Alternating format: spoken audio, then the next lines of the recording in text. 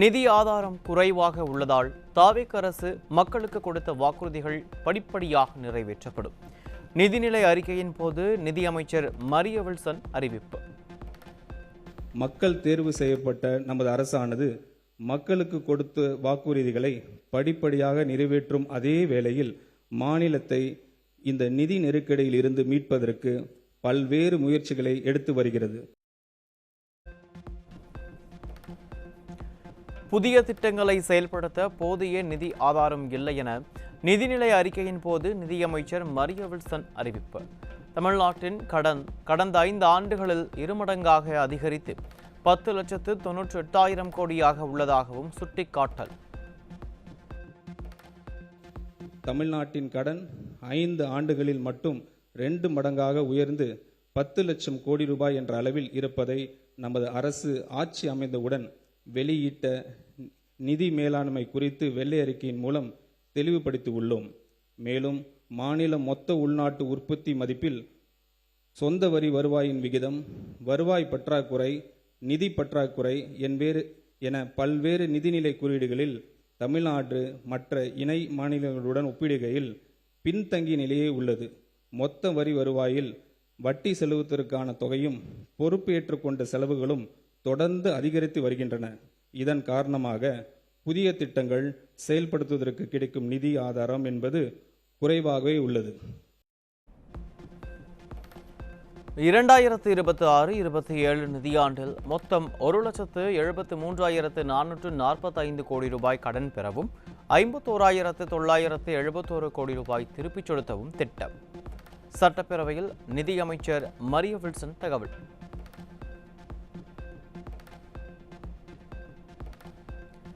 அரசு பள்ளிகளில் super clean super campus திட்டம் நடைமுறைப்படுத்த முதற்கட்டமாக 10,000 பள்ளிகளுக்கு 139 கோடி ரூபாய் ஒதுக்கீடு.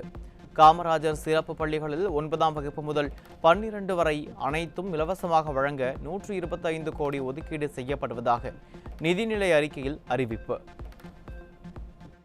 தூய்மையான மற்றும் பாதுகாப்பான கற்றல் சூழலை உறுதி செய்வது என்பது மாணவர்களின் தரமான கல்வி பெறுவதற்கு அவர்களின் நலனுக்கு அவசியமாகும்.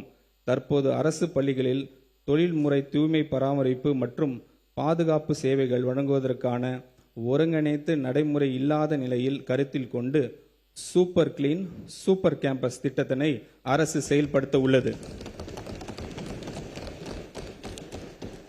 இத்திட்டத்தின் கீழ் தினசரி தூய்மை பணிகள், குடிநீர் வசதிகள் மற்றும் கழிப்பறைகள் பராமரிப்பு மற்றும் ஸ்கூல் கேம்பஸ்களுக்கு 24 மணி நேரம் பாதுகாப்பு ஆகியவை உறுதி செய்யப்படும்.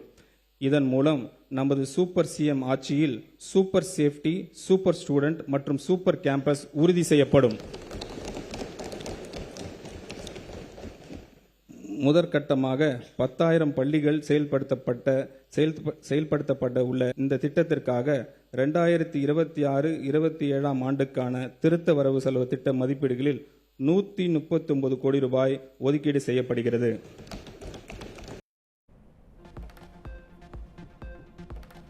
$3,734 அரசு பள்ளிகளில் 2,132 கோடி ரூபாய் மதிப்பீட்டில் நவீனமயமாக்கல் திட்டம் அறிவிப்பு. இந்த ஆண்டிற்கு முதற்கட்டமாக 300 கோடி ரூபாய் ஒதுக்கப்படுவதாக நிதிநிலை அறிக்கையில் அறிவிப்பு.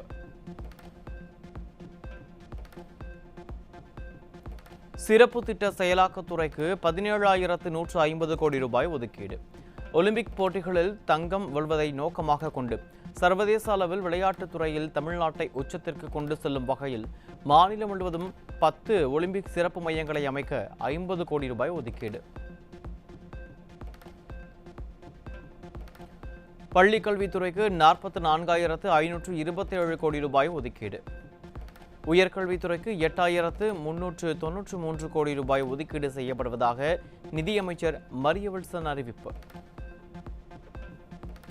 தன்னை உயிராக நேசிக்கும் ஜென்சி தலைமுறை தலைசிறந்த தலைமுறையாக வளர்த்தெடுக்கும் வேண்டும் என்பதில் உறுதியாக உள்ளார் நமது மாண்புமிகு முதலமைச்சர் அவர்கள். அதன் வெளிப்பாடே இந்த மேம்படுத்தப்பட்ட செயல் திட்டம். இந்த திருத்த வரவு செலவு திட்ட மதிப்பீடுகளில் பள்ளி கல்வித்துறைக்கு 44,527 கோடி ரூபாய் ஒதுக்கீடு செய்யப்படுகிறது.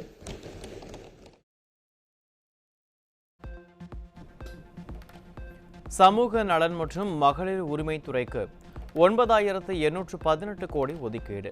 தமிழ்நாட்டில் 12 மாவட்டங்களில் 12 முதியோர் இல்லங்களை நிறுவ 6 கோடியே 60 லட்சம் ரூபாய் நிதி ஒதுக்கப்படுவதாக நிதிநிலை அறிக்கையில் தகவல்.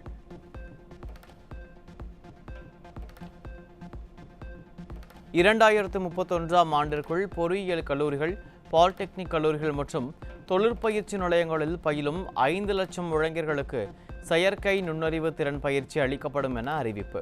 தனித்துவமான செயற்கை நுண்ணறிவு பாடத்திட்டத்தினை வடிவமைக்க கல்வியாளர்கள் மற்றும் தொழில்துறை முன்னோடிகள் கொண்ட நிபுணர் குழு அமைக்கப்படும் என நிதிநிலையில் அறிவிப்பு. கூட்டுறவுத்துறைக்கு 8,028 கோடி ரூபாய் ஒதுக்கீடு செய்து அறிவிப்பு. டெல்டா மற்றும் டெல்டா அல்லாத மாவட்டங்களில் நெல் சாகுபடியினை ஊக்குவிக்க குறுவை தொகுப்பு திட்டத்திற்காக 5,134 கோடி ரூபாய் ஒதுக்கீடு. வேளாண் மற்றும் உழவர் நலத்துறைக்கு 14,984 கோடி ரூபாய் ஒதுக்கீடு. வெற்றி மகளிர் ஆடுகள் வளர்ப்பு திட்டத்தின் மூலம் 100% மானியத்தில் 30,000 பயனாளிகளுக்கு 5 ஆடுகள் வீதம் வழங்க 110 கோடி ரூபாய் ஒதுக்கீடு. மருத்துவ மற்றும் மக்கள் நல்வாழ்வுத்துறைக்கு 23,357 கோடி ரூபாய் ஒதுக்கீடு.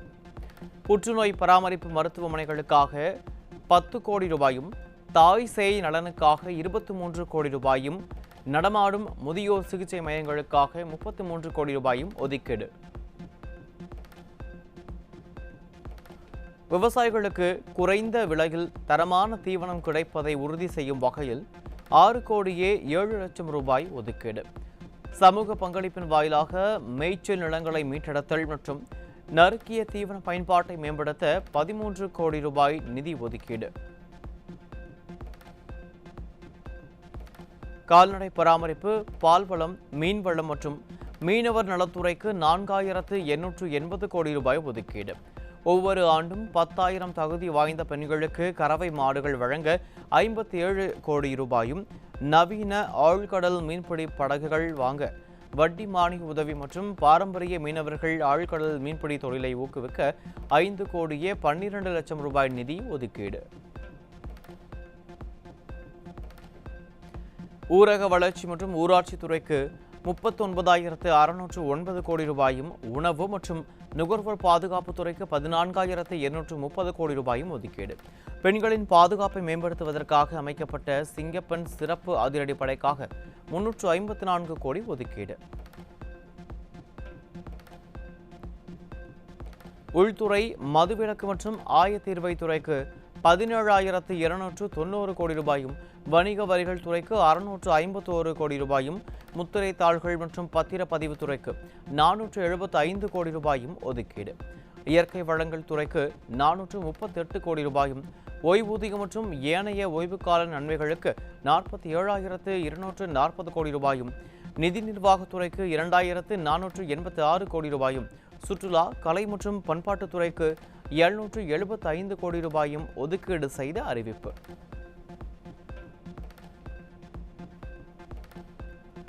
தூத்துக்குடி மற்றும் திருநெல்வேலி ஆகிய தென் மாவட்டங்களில் தொழில் வளர்ச்சியில் ஒரு மிகப்பெரிய முன்னேற்றம் ஏற்படுத்தும் வகையில் விண்வெளி ஏவுதளத்தின் புவியியல் முக்கியத்துவத்தை அடிப்படையாக கொண்டு முதலீட்டு மண்டலம் அமையும் என அறிவிப்பு. இந்தியாவின் முதல் பிரத்யேக செயற்கை நுண்ணறிவு நகரமாக AI பல்கலைக்கழகம், சர்வதேச திறன் மேம்பாட்டு மையம், குவாண்டம் தொழில்நுட்பம் மற்றும் ஆராய்ச்சிக்கான ஒருங்கிணைந்த மையம் அமைக்க சாத்தியக்கூறு ஆய்விற்கு 5 கோடி ஒதுக்கீடு. தொழில் முதலீட்டு ஊக்குவிப்பு மற்றும் வர்த்தகத்துறைக்கு 4,414 கோடி ரூபாயும், சிறு குறு மற்றும் நடுத்தர தொழில் நிறுவனங்கள் துறைக்கு 2,142 கோடி ரூபாயும் ஒதுக்கீடு. கைத்தறி, கைத்திறன், துணி நூல் மற்றும் கதர் துறைக்கு 1,678 கோடி ரூபாயும், செயற்கை நுண்ணறிவு, தகவல் தொழில்நுட்பவியல் மற்றும் டிஜிட்டல் சேவைகள் துறைக்கு 398 கோடி ரூபாயும் ஒதுக்கீடு. எரிசக்தி துறைக்கு 15,828 கோடி ரூபாயும், வீட்டு வசதி மற்றும் நகர்ப்புற வளர்ச்சித்துறைக்கு 8,852 கோடி ரூபாயும் ஒதுக்கீடு. நகராட்சி நிர்வாகம் மற்றும் குடிநீர் வழங்கல் துறைக்கு 29,863 கோடி ரூபாயும், நெடுஞ்சாலைகள் மற்றும் சிறு துறைமுகங்கள் துறைக்கு 21,524 கோடி ரூபாயும் ஒதுக்கீடு. உலகத்தரம் வாய்ந்த நீடித்த பாதுகாப்பான மற்றும் நிலைத்தன்மை கொண்ட சாலை உட்கட்டமைப்பை வழங்க 9,300 கோடி ரூபாயும், போக்குவரத்து துறைக்கு 13,561 கோடி ரூபாயும் ஒதுக்கீடு. நீர்வளத்துறைக்கு 9,264 கோடி ரூபாயும், சுற்றுச்சூழல், காலநிலை மாற்றம் மற்றும் வனத்துறைக்கு 1,762 கோடி ரூபாயும் ஒதுக்கீடு செய்து அறிவிப்பு. காவிரி, வைகை மற்றும் தாமிரபரணி நதிகள் மறுசீரமைப்பு திட்டத்திற்கு 25 கோடி ரூபாயும், நதிநீர் இணைப்பு திட்டங்களுக்காக 200 கோடி ரூபாயும் நிதி ஒதுக்கீடு. காவிரி மற்றும் கொள்ளிடம் ஆற்றின் குறுக்கே தடுப்பணைகள் கட்டி நீர்மட்டம் உயர்த்தும் நடவடிக்கை குறித்து விரிவான திட்ட அறிக்கை தயாரிக்க சாத்தியக்கூறுகளை ஆய்வு செய்ய 10 கோடி ரூபாய் நிதி ஒதுக்கீடு.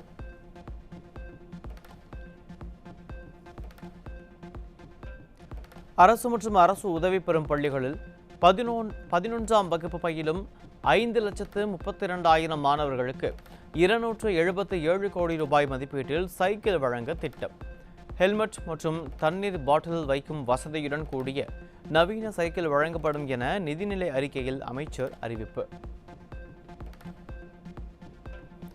அரசு பள்ளிகளில் பள்ளி நேரத்திற்கு பிறகு தினமும் 1 மணி நேரம் முறைப்படுத்தப்பட்ட விளையாட்டு பயிற்சி வழங்கப்படும் என நிதிநிலை அறிக்கையில் நிதியமைச்சர் அறிவிப்பு. விளையாட்டு வீரர்களுக்கு நிதி உதவி வழங்க கூடுதலாக 22 கோடி ரூபாய் நிதி ஒதுக்கீடு.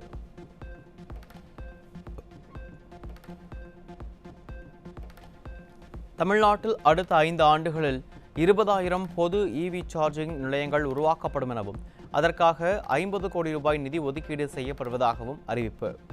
குடியிருப்புகளில் EV சார்ஜிங் நிலையங்களுக்கு அரசு மானியம் வழங்கப்படும் எனவும் அதற்காக 5 கோடி ரூபாய் நிதி ஒதுக்கீடு செய்யப்படுவதாகவும் அறிவிப்பு.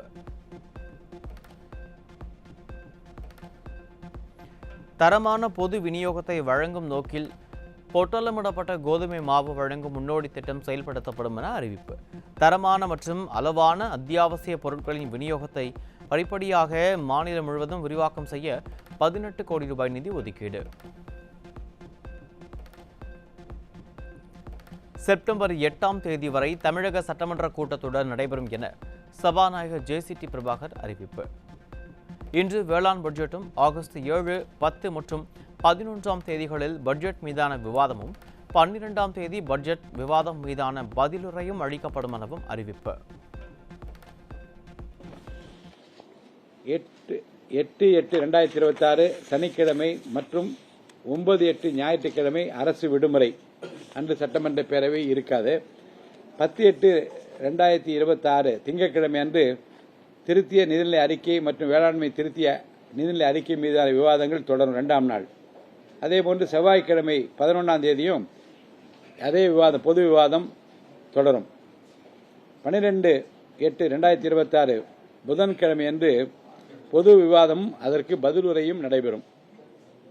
அரசினர் சட்டம் 8/9/2026 செவ்வாய்க்கிழமை பொதுத்துறை, மாநில சட்டமன்றம், ஆளுநர் மற்றும் அமைச்சரவை, நிதித்துறை, திட்டம் மற்றும் வளர்ச்சித்துறை, ஓய்வூதியங்களும் ஏனைய ஓய்வுகால நன்மைகளும் என்று 8/9/2026 செவ்வாய்க்கிழமையுடன் இந்த கூட்டத்தொடர் நிறைவு பெறுவதாக இன்று கூடிய அலுவல் ஆய்வுக் குழு கூட்டத்தில் முடிவெடுக்கப்பட்டுள்ளது. 10 லட்சம் கோடி ரூபாய்க்கு மேல் தமிழக அரசு கடன் இருப்பது வருத்தம் அளிக்கிறது என்றும், நீர்மிகை மாநிலமாக தமிழ்நாடு உருவாக வேண்டும் என்ற அறிவிப்பு பட்ஜெட்டில் இல்லாதது வருத்தம் அளிக்கிறது. மக்களுக்கு பயனளிக்கக்கூடிய திட்டங்கள் தொடர வேண்டும் என்பதுதான் தேமுதிகவின் நிலைப்பாடு என சென்னை தலைமைச் செயலகத்தில் செய்தியாளர்களை சந்தித்த தேமுதிக தலைவர் பிரேமலதா விஜயகாந்த் பேட்டி. 10 லட்சம் கோடி ரூபாய்க்கு மேல கடன்ல இருக்கு இன்னைக்கு தமிழ்நாடு. பட்ஜெட் அப்படின்னாலே ஒரு குடும்பத்திலிருந்து தொடங்கும். அந்த பட்ஜெட்டை எப்படி அந்த மாசம் நம்ம நிர்வகிக்கணும், நமக்கான வரவு என்ன, நமக்கான செலவு என்ன, இதை எப்படி நம்ம சரி செய்யணும், கடன்ல இருந்து எப்படி நம்ம வந்து பட்ஜெட்டை சரி பண்ண முடியும் என்பது ஒவ்வொரு குடும்பத்திலும் ஒவ்வொரு சமையல் அறையிலும் அஞ்சரை பட்டியிலிருந்து தொடங்கக்கூடியதுதான் பட்ஜெட். இன்னைக்கு அதுதான் இன்னைக்கு ஒரு நாட்டின் பட்ஜெட்டா வருது. அதனால இன்னைக்கு 10 லட்சம் கோடிக்கு மேல் தமிழ்நாடு இன்னைக்கு கடன்ல இருக்கிறது என்பதை வேதனையோடு நான் பதிய வைக்கிறேன். இந்த கடன் சுமையை குறைப்பதற்கு என்ன திட்டங்கள் என்பது எதிலும் அறிவிக்கப்படவில்லை. கடன் மட்டும் பல லட்சம் நம்ம கோடிகள் வந்து இன்னைக்கு கடன் மட்டும் கட்டிட்டு இருக்கோம். அந்த கடன் சுமையையும் வட்டி சுமையையும் குறைப்பதற்கான அறிவிப்புகள் இல்லை என்பதும் வருந்தத்தக்கது. தமிழ்நாட்டில் டாஸ்மாக் மது வகைகளை ஆன்லைனில் முன்பதிவு செய்யும் முறை இன்று முதல் நடைமுறைக்கு வரவிருப்பதாக வெளியாகியுள்ள செய்திகள் அதிர்ச்சி அளிப்பதாக பாமக தலைவர் அன்புமணி ராமதாஸ் அறிக்கை. மதுவை ஒழிப்பதற்கு பதிலாக மது வாங்குவதை மிகவும் எளிமையானதாக மற்றும் முயற்சி மிகவும் பிற்போக்கானது என குற்றம் சாட்டிய அன்புமணி, மது பழக்கத்தை அதிகரிக்க செய்யும் இந்த மது முன்பதிவு திட்டத்தை தமிழக அரசு கைவிட வலியுறுத்தல். தமிழக சட்டப்பேரவையில் தாவேக அரசு தாக்கல் செய்த நிதிநிலை அறிக்கையில் அறிவிக்கப்பட்டுள்ள பல்வேறு வளர்ச்சி திட்டங்களுக்கு கோவையைச் சேர்ந்த எம்எஸ்எம்இ அமைப்புகள் வரவேற்பு. நிலுவையில் உள்ள எம்எஸ்எம்இ மானியத் தொகைகளை விரைந்து வழங்க நடவடிக்கை எடுக்க வேண்டும் என்றும் முக்கிய தொழில் மையங்களின் உட்கட்டமைப்பு வசதிகளை மேலும் உயர்த்த வேண்டும் என்றும் வலியுறுத்தல். மாண்புமிகு ஜோசப் விஜய் அவர்களுடைய தலைமையிலான அரசின் முதல் பட்ஜெட் ஆனது இன்று தாக்கல் செய்யப்பட்டது. அதில் எங்களது எம்எஸ்எம்இ துறைக்கு ஒதுக்கப்பட்டிருக்கக்கூடிய 2142 கோடி ரூபாய் என்ற தொகையை வரவேற்கிறோம். மேலும் ஏஐ தொழில்நுட்பங்களும் புதிய சிப்காட்டுகள் மற்றும் புதிய வேலைவாய்ப்பு பயிற்சிகள்லாம் உருவாக்குறதுக்கான விஷயங்களை இதில் சொல்லியிருக்காங்க. மகளிர் மேம்பாட்டு திட்டங்களை அறிவிச்சிருக்காங்க. மகளிர் சுய தொழில் முனைவோருக்கு 250 கோடி ரூபாய் வரையிலான ஊக்கத்தொகைகளும், மேலும் மாணவர்கள் பயிற்றுவிக்கும் திட்டங்களில் தொழிலாளர் நலத்துறைகளிலும் பண ஒதுக்கீடுகளானது போதுமானதாக உள்ளது. இன்னும் எம்எஸ்எம்இ துறைக்கானது ஒரு 3500 கோடி என்ற அளவில் ஒதுக்கியிருந்தால் இன்னும் இந்த துறையினுடைய வளர்ச்சி மிக சிறப்பானதாக இருக்கும். தமிழக அரசு தாக்கல் செய்துள்ள புதிய பட்ஜெட்டில் கடந்த ஆட்சியில் உயர்த்தப்பட்ட மின்சார நிலை கட்டணத்தை திரும்பப் பெறுவது குறித்து எந்த அறிவிப்பும் இல்லை என தொழில் அமைப்புகளின் கூட்டமைப்புகள் கருத்து. சுகாதாரம் மற்றும் மின்சாரத்துறை சார்ந்த அறிவிப்புகளை வரவேற்கும் அதே வேளையில் தொழில்துறையினரின் முக்கிய கோரிக்கைகளையும் அரசு நிறைவேற்றிட வலியுறுத்தல். தமிழகத்தில் இருக்கக்கூடிய அனைத்து தொழில்துறையினரும் எதிர்பார்த்து கொண்டிருந்த இந்த நிலை கட்டணத்தை இந்த அரசு திரும்ப பெறும் என்று எதிர்பார்ப்பு எங்கள் அனைவருக்கும் இருந்தன. அந்த எதிர்பார்ப்பு என்பது இந்த பட்ஜெட்டில் அறிவிப்பில் இல்லை. ஆகையால் நாங்கள் எதிர்பார்ப்பது தமிழ்நாட்டினுடைய மாண்புமிகு தமிழக முதலமைச்சராக பொறுப்பேற்றக்கூடியவர்கள் இதே தேர்தலுக்கு முன்பாக தொழில்துறைக்கு ஒரு வாக்குறுதி கொடுத்திருந்தார். நிலை கட்டணத்தை திரும்ப பெறுவது சம்பந்தமாகவும் எங்கள் தொழில் கேட்பதற்கின்ற நெருக்கடியில் தீர்வதற்கு வழிகாட்டுவதாகவும் சொல்லியிருந்தார்கள். அந்த அறிவிப்பை அந்த தேர்தல் வாக்குறுதி நிறைவேற்றுகின்ற வகையில் அவர் இந்த நிலை கட்டணத்தை இந்த கூட்டத்தொடரிலே பட்ஜெட் கூட்டத்தொடரிலே அறிவிக்க வேண்டும். நிலை கட்டணத்தை திரும்ப பெற வேண்டும். தமிழகத்தில் பேருந்து நிலையம், ரயில் நிலையம் உள்ளிட்ட பொது இடங்களில் புகைப்பிடித்தால் சிறை தண்டனை விதிக்க தமிழக அரசு பரிசீலனை. பொது இடங்களில் புகைப்பிடிப்பதால் அவர்கள் மட்டுமின்றி அருகில் இருப்பவர்களும் பாதிக்கப்படுவதால் தமிழக அரசு திட்டம். தமிழக அரசின் நிதிநிலை அறிக்கையை வரவேற்பதாக திருப்பூர் ஏற்றுமதியாளர் சங்கம் ஆயத்த ஆடை ஏற்றுமதி மேம்பாட்டுக் கழகம் அறிவிப்பு. திறன் மேம்பாட்டு, சிறு குறு தொழில்களுக்கு நிதி ஒதுக்கீடு, திருப்பூர் டெக்னாலஜி சென்டர் என பல்வேறு திட்டங்களுக்கு நிதி ஒதுக்கப்பட்டுள்ளதற்கு வரவேற்பு. 30 கோடி ரூபாயில் ஒரு திட்டத்தை ஏற்படுத்தியிருக்கிறார்கள். அதையே திருப்பூர் ஏற்றுமதியாளர் சங்கம் வரவேற்கிறது. கைத்தறி மற்றும் கைத்திறன், துணி நூல் மற்றும் கதத்துறைக்கு 1678 கோடி ரூபாய் ஒதுக்கியிருக்கிறார்கள். அதுவும் திருப்பூர் ஏற்றுமதியாளர் சங்கம் வரவேற்கிறது. திருப்பூர் டெக்ஸ்டைல் டெக்னாலஜி சென்டர் என்று சொல்லக்கூடிய ஒரு சுற்றுச்சூழலுக்கு உகந்த பசுமை ஆடை உற்பத்திகளுக்கு ஒரு 10 கோடி ரூபாய் ஒதுக்கியிருக்கிறார்கள். அதையே திருப்பூர் ஏற்றுமதியாளர் சங்கம் வரவேற்கிறது. சமையல் கேஸ் சிலிண்டர் வாடிக்கையாளர்களின் ஆதார் சரிபார்ப்பு வாயிலாக உண்மைத்தன்மையை உறுதி செய்வதற்கான பணியை வரும் 16ஆம் தேதிக்குள் முடிக்க எண்ணெய் நிறுவனங்களுக்கு மத்திய அரசு கெடு. கேஸ் ஏஜென்சிக்கு சென்று விரல் ரேகை பதிவு செய்யாத வாடிக்கையாளர்களுக்கு சிலிண்டர் மானியம் நிறுத்தப்பட வாய்ப்பு. மதுரையில் பல்வேறு குற்ற வழக்குகளில் தொடர்புடைய பிரபல ரவுடி முருகன் ஓட விரட்டி வெட்டி படுகொலை. நீதிமன்றத்தில் ஆஜராகிவிட்டு வீடு திரும்பும்போது பின்தொடர்ந்து வந்த 4 பேர் கொண்ட கும்பல் வெறிச்செயல்.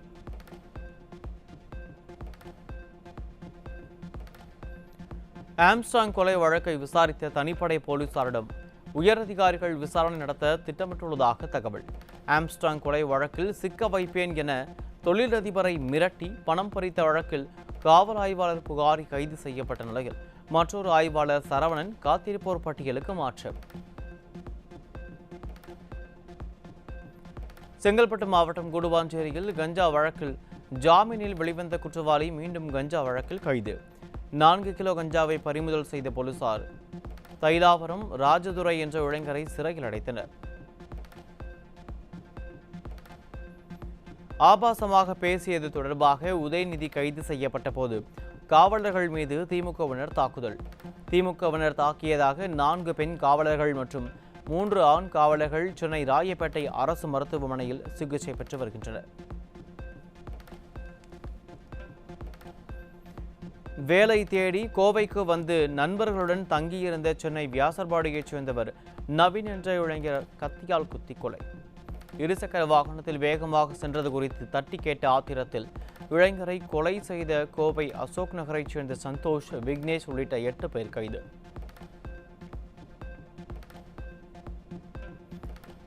விருதுநகர் மாவட்டம் ஸ்ரீவில்லிபுத்தூரில் 1 லட்சம் ரூபாய் மாமூல் கேட்டு விடுதலை சிறுத்தை கட்சி தலைவர் நிர்வாகிகள் தங்களை மிரட்டுவதாக காவல் நிலையத்தில் மீன் வியாபாரிகள் புகார். மாமூல் தராததால் வியாபாரம் செய்ய முடியாத அளவிற்கு தங்கள் கடைகளில் முச்செடிகள் மற்றும் பாட்டில்களை உடைத்து போட்டுள்ளதாக மீன் வியாபாரிகள் குற்றச்சாட்டு. விடுதலை சிறுத்தைகள் கட்சி மாவட்ட செயலாளர் பல்க் ராசா என்பவர் எங்களிடம் 1 லட்ச ரூபா மாமூல் கேட்டு தொந்தரவு செய்தவுடன் எங்கள் கடைகளை ஞாயிற்றுக்கிழமை மதியம் சாயங்காலம் இரவு 7 மணி அளவில் விசல் முள்ளுகளையும் பாட்டில்களையும் நொறுக்கி கொண்டு கடைகளில் மூடிவிட்டு கடை போடப்படாமல் நாங்கள் 2-3 நாளில் அதோட கடைகள் போடாமல் எங்களோட வாழ்வாதாரம் பாதிக்கப்பட்டு நாங்கள் கஷ்டத்தில் இருக்கோம். எங்களை நம்பி இந்த சுற்று வட்டாரத்துக்கு மீன் கூட இங்கே வரணும். அந்த மீன்களை நாங்கள் வாங்கிட்டு போய் இந்த மீன்கள்லாம் இப்போ வேஸ்ட் ஆகி நாங்கள் கீழே கொட்டி கீழே முடி தட்டிக்கிட்டு இருக்கோம். எங்கள் வாழ்வாதாரம் போச்சு. விடுதலை சிறுத்தை மாவட்ட செயலாளர் பல்க் ராசா எங்களை ரொம்ப மிரட்டுறாப்புல. மீறி நாங்கள் அவர் மேலே கம்ப்ளைண்ட் பண்ணியிருக்கோம். கம்ப்ளைண்ட் பண்ணால் உங்கள் மேலே சிஎஸ்ஆர் நடவடிக்கை கம்ப்ளைண்ட் பண்ணுவோம் எங்கள் அப்படி சொல்லி நாங்கள் சிஎஸ்ஆர் போட சொல்லுவோம். எங்களுக்கு மிரட்டி பணம் கேட்குறாப்புல. நாகப்பட்டினம் மாவட்டம் நாகூர் அருகே கடத்தி வரப்பட்ட 600 புதுச்சேரி மது பாட்டில்கள் பறிமுதல். வெளிமாநில மது பாட்டில்களை கடத்தி வந்து விற்பனை செய்ய முயன்ற இளைஞர் மதுவிலக்கு அமலாக்கப் பிரிவு காவல்துறையினரால் கைது. சென்னை தண்டையார்பேட்டை அருகே தங்க நகைகள் செய்து தருவதாக கூறி 2768 கிராம் தங்கத்தை மோசடி செய்த 2 கைது. விசாரணைக்கு பிறகு இருவரும் நீதிமன்றத்தில் ஆஜர்படுத்தப்பட்டிருப்பது சிறையில் அடைப்பு. திருவள்ளூர் மாவட்டம் ஆரம்பாக்கம் ரயில் நிலையம் அருகே 21 கிலோ கஞ்சா பறிமுதல். கஞ்சா கடத்தலில் ஈடுபட்ட நபரை கைது செய்து காவல்துறையினர் தீவிர விசாரணை. சென்னை அடுத்த பூந்தமல்லியில் பெண் காவலருக்கு பாலியல் தொல்லை கொடுத்த நீதிமன்ற ஊழியர் மீது 4 பிரிவுகளின் கீழ் வழக்கு பதிவு. பூந்தமல்லி நீதிமன்றத்திற்கு பணி நிமித்தமாக சென்று வந்த காவலருக்கு பாலியல் தொல்லை கொடுத்ததாக குற்றச்சாட்டு.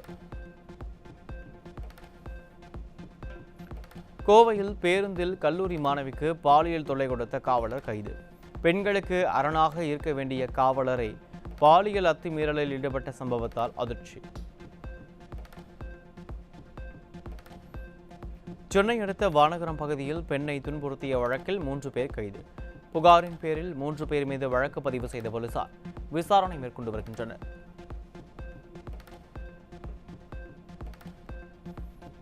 விருதுநகர் மாவட்டம் சிவகாசி அருகே கீழே விழுந்த 10ஆம் வகுப்பு மாணவிக்கு வயிற்று வலி ஏற்பட்ட நிலையில் குறை மாத பிரசவத்தில் பிறந்த சிசு உயிரிழப்பு. விசாரணையில் காதலன் மூலம் கர்ப்பமானது தெரிய வந்த நிலையில் போக்சோ வழக்கு பதிவு செய்து சிவகாசி போஸ் காலனியைச் சேர்ந்த இளைஞரை தேடும் போலீசார்.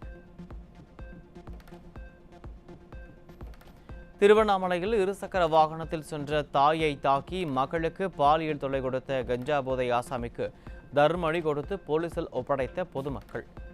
ஏற்கனவே வேறொரு வழக்கில் ஜாமீனில் வெளிவந்த ஆரணியைச் சேர்ந்தவர் அபினேஷ் என்பவர் மீண்டும் சிறையில் அடைப்பு.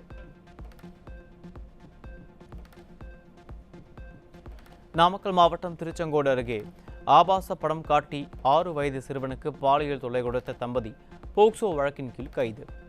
பாலியல் தொல்லை குறித்து சிறுவனின் தந்தை அளித்த புகாரின் பேரில் தம்பதியை கைது செய்து காவல்துறையினர் நடவடிக்கை.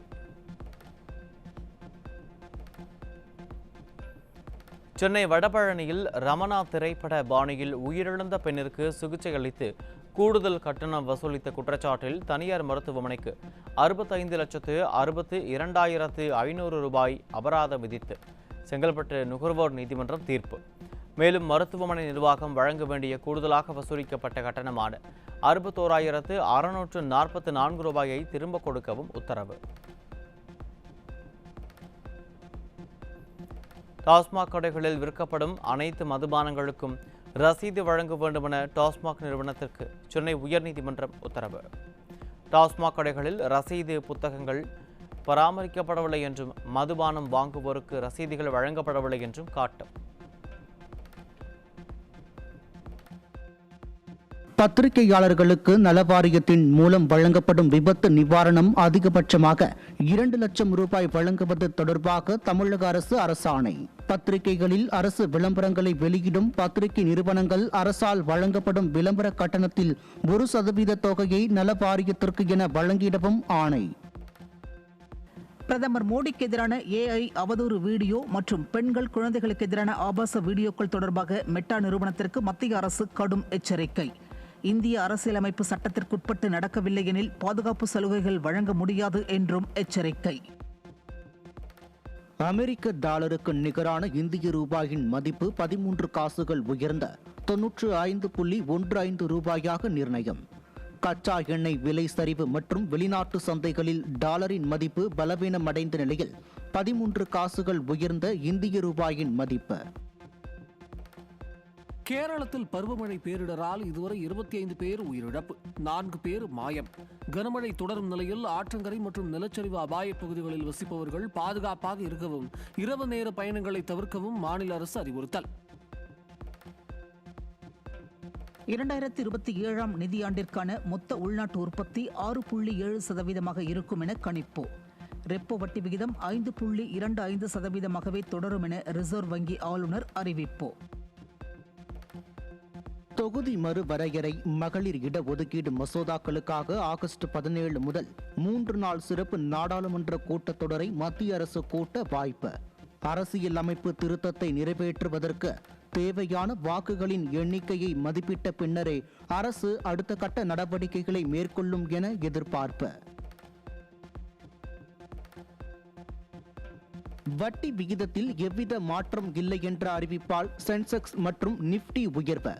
சென்செக்ஸ் 152.05 புள்ளிகள் உயர்ந்த 78,581 புள்ளிகளாகவும் நிப்டி 9.75 புள்ளிகள் உயர்ந்த 24,624.65 புள்ளிகளாக வர்த்தகமானது. தேனி மாவட்டம் பெரியகுளம் அருகே இரவு ரோந்து பணியில் ஈடுபட்ட காவலரை 4 பேர் கொண்ட கும்பல் கடப்பாரை உள்ளிட்ட ஆயுதத்தால் கொடூரமாக தாக்கி தங்கச் செயினை பறித்துச் சென்ற துணிகரம். படுகாயமடைந்த காவலருக்கு தேனி அரசு மருத்துவக் கல்லூரி மருத்துவமனையில் தீவிர சிகிச்சை அளிக்கப்பட்டு வரும் நிலையில் குற்றவாளிகளுக்கு போலீசார் வலைவீச்சு. திருப்பத்தூர் மாவட்டம் வாணியம்பாடி அருகே அனுமதியின்றி ஏரியில் மண் கடத்தலில் ஈடுபட்ட 11 பேர் அதிரடி கைது. மண் கடத்தலுக்கு பயன்படுத்தப்பட்ட 9 டிராக்டர்கள் மற்றும் 2 JCB இயந்திரங்கள் பறிமுதல் செய்து போலீசார் நடவடிக்கை. திருவண்ணாமலை மாவட்டம் ஆரணி அருகே அடிதடி வழக்கில் தலைமறைவாக இருக்க வீட்டில் அடைக்கலம் தராத உறவினர்களை சகோதரர்கள் 2 கத்தியால் தலையில் தாக்கி கொல்ல முயன்ற கொடூரம். தப்பியோடிய சின்னராஜ் மற்றும் ராஜேஷ் ஆகியோரை கைது செய்த போலீசார் நீதிமன்றத்தில் ஆஜர்படுத்தி சிறையில் அடைத்தனர். கள்ளக்குறிச்சி மாவட்டம் மலைக்கோட்டலம் அரசு உயர்நிலைப்பள்ளி மாணவர்கள் வகுப்புகளை புறக்கணித்து போராட்டம். அப்பள்ளியில் பணியாற்றும் ஆசிரியர் ஒருவரை காவல்துறை கைது செய்து தாக்கியதாகவும் ஆசிரியரை உடனே விடுவிக்க கோரியும் போராட்டத்தில் ஈடுபட்டதால் பரபரப்பு. திருச்சி மாவட்டம் முசிறி ஊராட்சி ஒன்றிய அலுவலகம் முன்பாக தமிழ்நாடு ஊரக வளர்ச்சித்துறை அலுவலர்கள் சங்கத்தினர் 21 அம்ச கோரிக்கைகளை வலியுறுத்தி கவன ஈர்ப்பு ஆர்ப்பாட்டம். காலி பணியிடங்களை நிரப்பிடவும் பதவி உயர்வு வழங்க வேண்டும் உள்ளிட்ட 21 கோரிக்கைகளை வலியுறுத்தி முழக்கமிட்டனர். சிவகங்கை, மயிலாடுதுறை மாவட்டங்களில் 22 நவீன அரிசி ஆலைகளை கூட்டுறவுத்துறைக்கு தாரை வார்ப்பதற்கு எதிர்ப்பு தெரிவித்த தமிழ்நாடு நுகர்பொருள் வாணிப கழக ஊழியர்கள் ஆர்ப்பாட்டம்.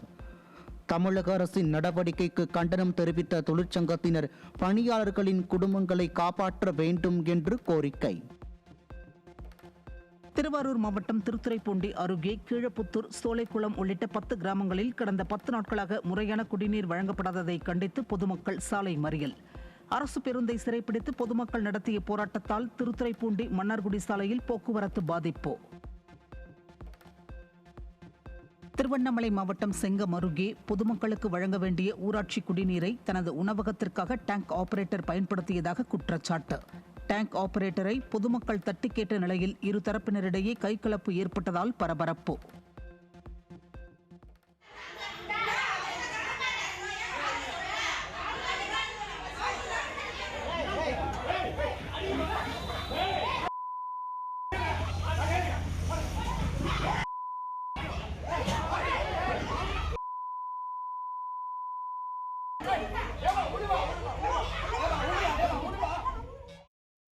திருவள்ளூர் மாவட்டம் திருத்தணி சுப்பிரமணிய சுவாமி கோவிலில் 2ஆம் நாள் ஆடி பரணி விழா கோலாகலம்.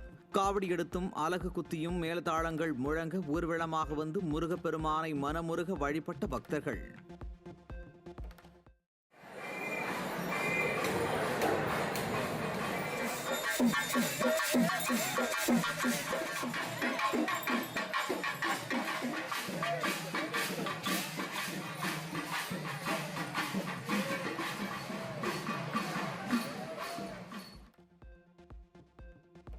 சாலை விபத்துக்களை கட்டுப்படுத்த சாலை பாதுகாப்பு சட்டத்தை ஏற்றும்படி தமிழக அரசுக்கு உத்தரவிடக் கோரிய வழக்கு தள்ளுபடி.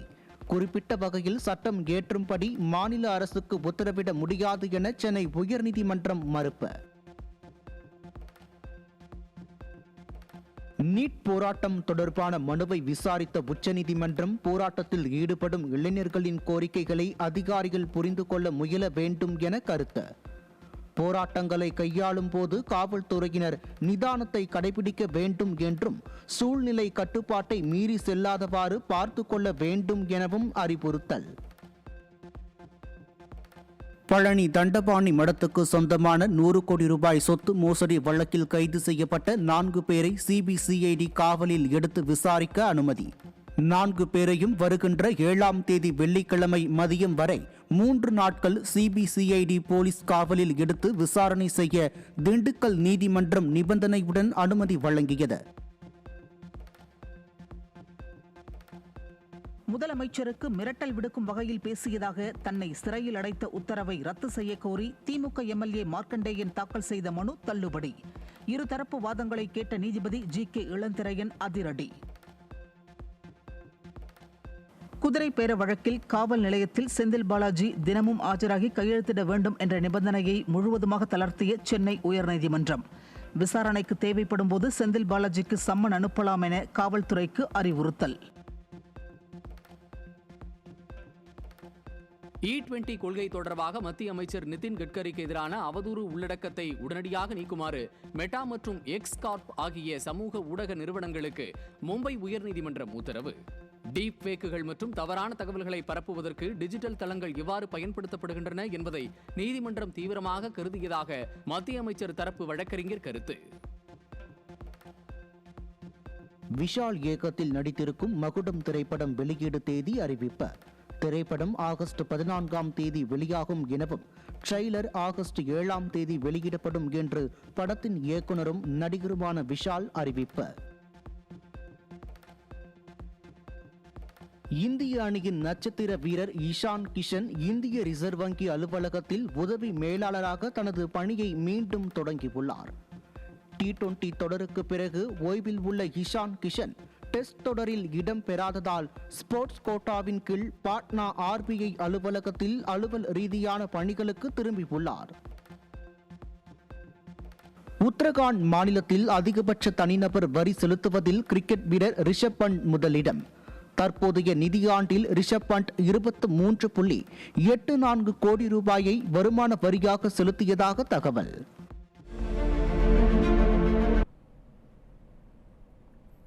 டாஸ்மாக் மதுபானங்களை ஆன்லைனில் முன்பதிவு செய்து வாங்கும் புதிய திட்டம் மது வணிகத்தையும் புழக்கத்தையும் மேலும் அதிகரிக்க செய்யும் என்பதால் அதனை தமிழக அரசு உடனடியாக கைவிட வேண்டும் என பாமக தலைவர் அன்புமணி ராமதாஸ் வலியுறுத்தியுள்ளார். நியாய விலைக் கடைகளில் உணவுப் பொருட்களை வாங்க மக்கள் நீண்ட வரிசையில் நிற்பது குறித்து கவலைப்படாத அரசு மது பிரியர்களின் வசதிக்காக ஆன்லைன் முன்பதிவு முறையை கொண்டு வருவது சமூக சீரழிவுக்கு வழிவகுக்கும் என அவர் காட்டமாக தெரிவித்துள்ளார்.